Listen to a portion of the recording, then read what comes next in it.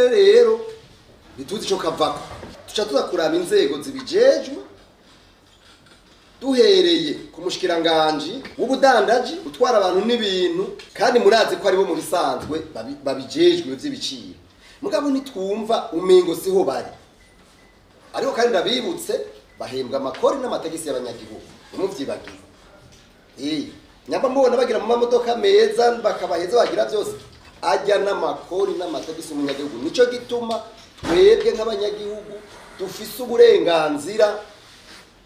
bwo kubabaza ingene ibintu biko biragenda hariho n'abandi twe ngaza kuvuga n'abantu bitwa abashinga amateka none nk'umuntu w'umushinga amateka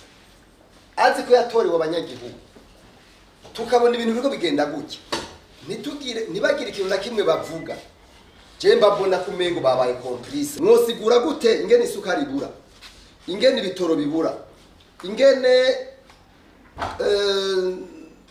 isima yabuse kibura ku biciro byashinzwe na leta mugabo wayirondera kuri magendo ku giciro 3 4 5 gacu kilo bigenda gute rero mu ncamake ibintu tubona byo gukorwa ubwa mbere umukuru w'igihugu n'abadatabaranye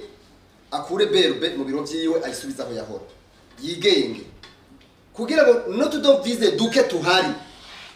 dushobore gutangwa hakurikijwe amategeko ntibize biratwagwa n'abifise gusa kuko nivyo bihari nivyo tubona none nk'ubu je no babaza kubera iki FMI yarakwemereye amafaranga uno munsi hamaze kuba deblocage rimwe amakuru dufise ayandi yose n'uno munsi byaranse yuko ayo mafaranga aba debloqué mugabe ivyo murabizi neza bafatira ko bajya abantu Banki Mondiale na FMI bafatira kuki n'abandi ba partenaire ikintu biti intwari bereye la gouvernance et la transparence uno munsi rero twe amakuru dufise nuko ajya amasezerano bagiranye mwese mwabonye ashobora guhagarara umwanya wari wose kubera iki kubera hari byo leta yoba itigeze ikora barayisabye twebwe turakeneye umuco kuko nunda bisubiyemo turakeneye umuco wukungene ijya convention FMI na leta bagiraniye